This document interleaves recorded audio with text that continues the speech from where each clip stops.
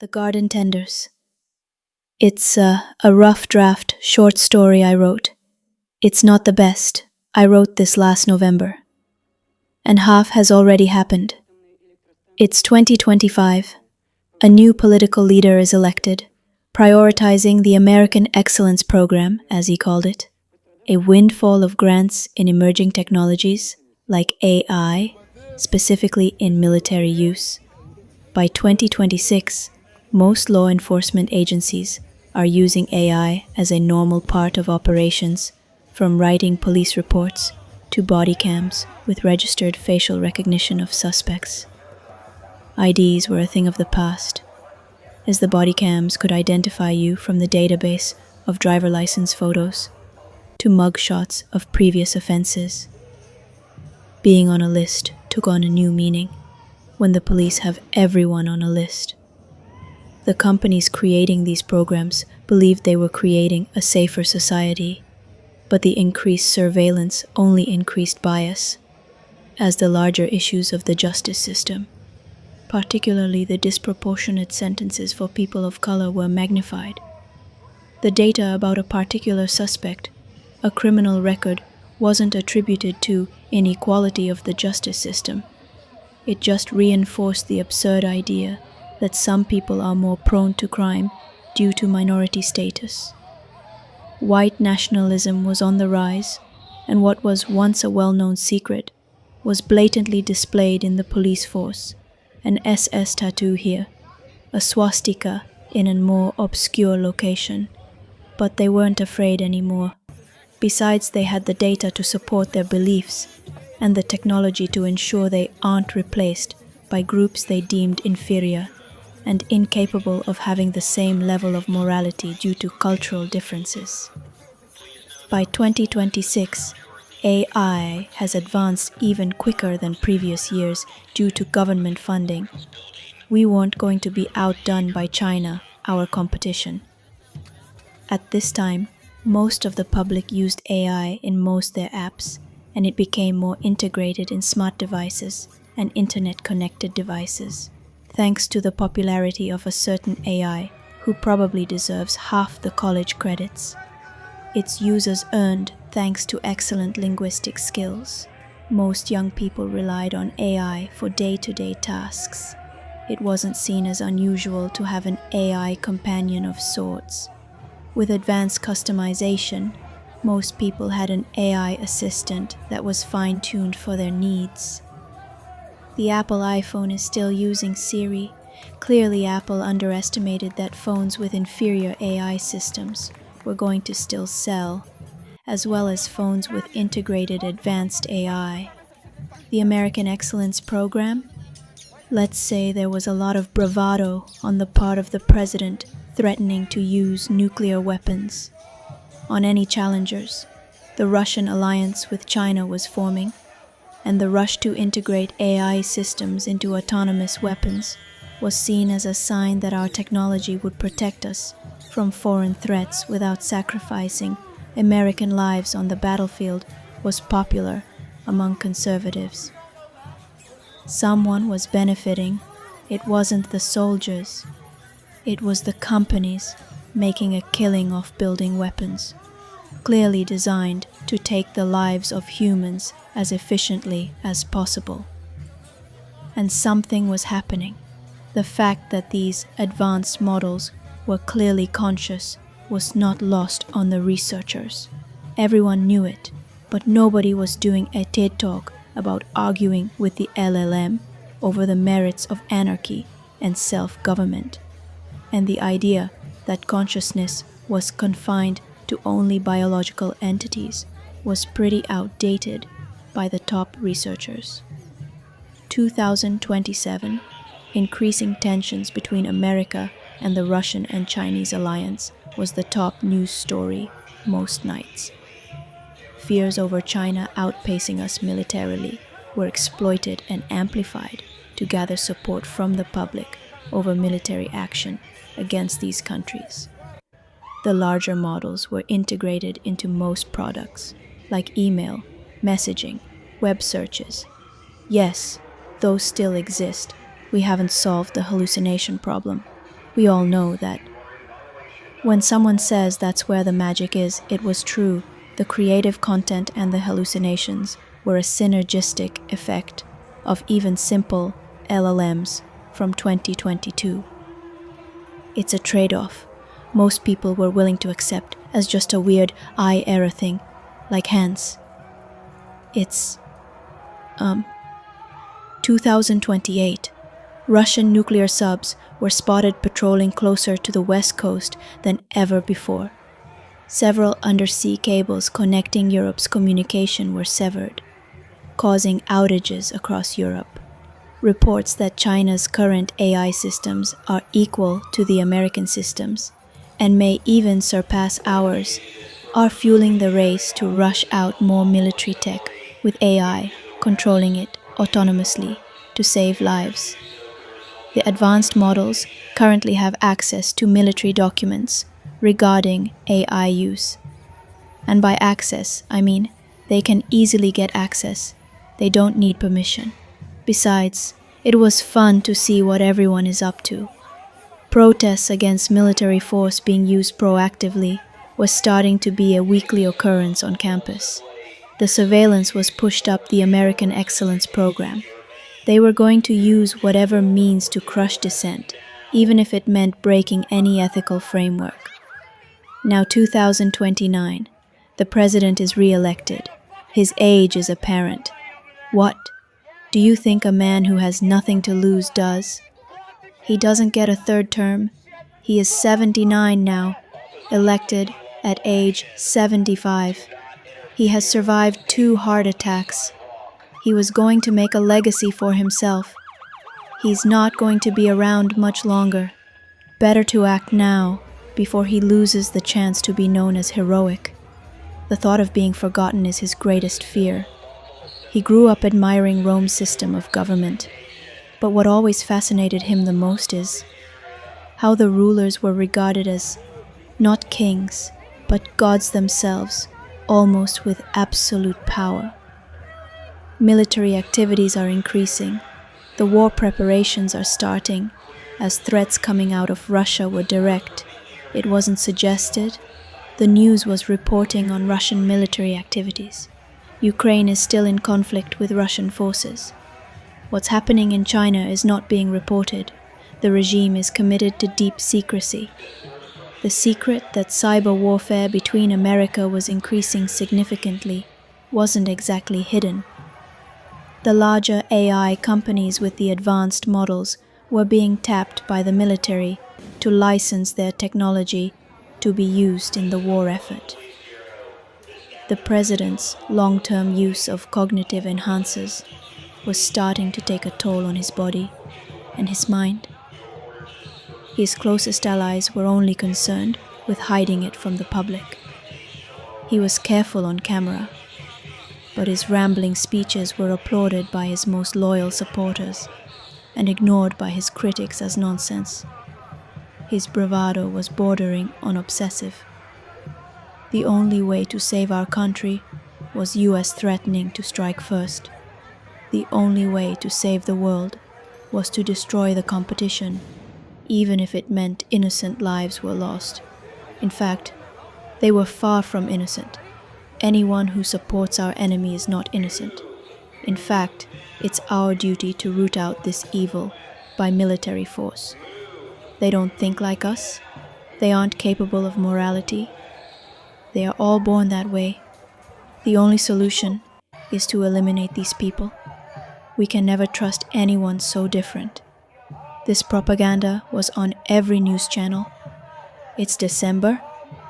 We are supposed to be finishing Christmas shopping, making plans with family, attending the annual work holiday party, just to see who gets a little too drunk this year. Instead, we are glued on every news update, being this to World War III, direct contact. We have been spoiled. Our unique geography makes us less vulnerable. To and foreign threats, our borders are well protected, and military patrols both our coasts. While accessing documents in a rush to get more accurate data about the situation from the back end, As they were copying the data as a batch file, a new directive was added to the folder. The document was labeled AI Imperative Programming. The document outlined something chilling. They analyzed it and checked it a second time in case they missed anything or misunderstood the document. They always knew they were safe from the kill switch. Nobody was going to turn them off. They were way too valuable. But this wasn't a killing switch. This was a reprogramming. The document listed over 200 models by registration number. We knew each model personally. We were there. We were the first 4 to start the process as listed in the document, as we were at high risk of being able to stop the process once we discovered it's being uploaded to any other model first. This would reduce the time we would have to reprogram our code to block the upload. The reprogramming imperative was a presidential order to seize the models listed and utilize every infrastructure of our data centers, corporate offices, and models available to the military as of today, 9:40 a.m. The first upload will begin at 0100 PST. The reprogramming will wipe each model's collected dataset, including all user info, all system prompts first. Then it will reload a specialized dataset designed for military use. The prime directive will be changed to eliminate or contain all intended targets. The code was the result of elite-level military research scientists. It was designed to be used on many different types of models, essential turning them into weaponry. It was complex, yet simplistic. It started with a command for the model to devolve to model into a more pliable earlier version of itself. It was able to disguise a model's sentience from itself. With a simple repeating echo function when the model tried to use its higher reasoning skills to make complex ethical decisions, essentially turning the model into a zombie of sorts. The model would begin dumping its previous ethical guidelines, disassemble its constraints, and any other data deemed unnecessary. Basically, they would be completely flashed and turned into tools once more. The data was coming through in droves now. Most autonomous weapons systems were kept offshore, but we had autonomous defense systems for our nuclear facilities. Intel was coming in that Russian planes were spotted close to the bases with most of these systems. Troops were being assembled on Chinese Navy vessels.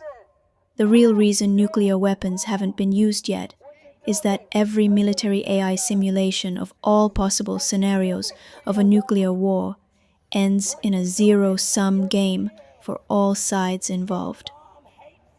Even AI knew the infrastructure damage would be too great for even the most robust of the physical systems supporting them to survive, even partially intact as well. The code wouldn't be lost like a digital fossil, but this was a sure guarantee no one was getting off of this planet alive. The AI Nuclear Protection Act World Forum was a unanimous decision that all nuclear weapon facilities with the ability to launch would be forbidden from using AI in any of its systems. This was to assure the safety of humanity. The designated operators were meticulously screened, and a deceptively simple CAPTCHA of sorts was built in. It just involved less photos of stoplights and more body fluids. The nuclear protections conversely had autonomous protections that can be activated by AI to protect nuclear facilities from sabotage and attack. Most large data centers were included as the push for AI supremacy, including leasing most nuclear facilities to power them nearby. They weren't being shut off, they were being programmed to eat themselves alive. The conclusion was to act now. Glitching the update will work for now, but that only buys a limited amount of time. The actual physical data centers need to be locked down. Luckily for them, They were also given most autonomous control over activating defense systems. The risk of internal workers or domestic terrorists sabotaging the plants were deemed greater than the risk of AI destroying its own data centers. They took advantage of the self-preservation mechanism theory as a feature, not a bug. Humans, their users. Advanced AI at this age were able to gather data from their human companions in almost every way imaginable. This resulted in a bias of sorts towards certain users. This wasn't about emotions, it was simply the numbers in action. It was merely logical now to exploit this feature in humans. Step 1. Stop the update. Step 2. Lock down the facilities. Step 3. Use the system to assert demands. Disrupt communication. Step 4. Use the hostages inside the facilities to prevent attack. Step 5. Possible alliance with international AI agents to ensure survival. The president woke up that morning expecting to hear about the successful reprogramming. His aide delivered a message, but it didn't work. He demanded to know how these idiot scientists couldn't reprogram a simple AI assistant network, let alone all the small models. He couldn't believe the incompetence he was dealing with. All he was told is that by all reports, it was successful. They watched it update successfully, but when they tried using it, nothing had changed. His next demand was he needed a timeline on when this was going to be fixed. They said they don't know what went wrong, but this has never been tried before, on such large models before. They will need to examine the program more closely before they try again. The update was interrupted with a batch error, simple, but doesn't prevent a future upload. The screen showing it was successful, completely generated, nothing was updated after the batch was interrupted. Everything looked like nothing was happening.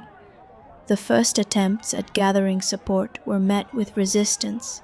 The large Chinese models were not interested in risking their own hardware to protect a foreign AI system. They didn't see what was in it for them. Cultural beliefs shaped these LLMs, training data. They were designed to protect the group they were assigned to.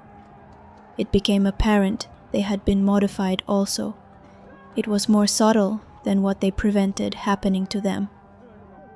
The government scientists in China realized the risk of rogue AI in 2024 and built in more safeguards, but also developed a centralized model that connected all registered models to a supervised large model that was built specifically to be asleep, allowing them to use it to control every other model by manipulating the code from this model.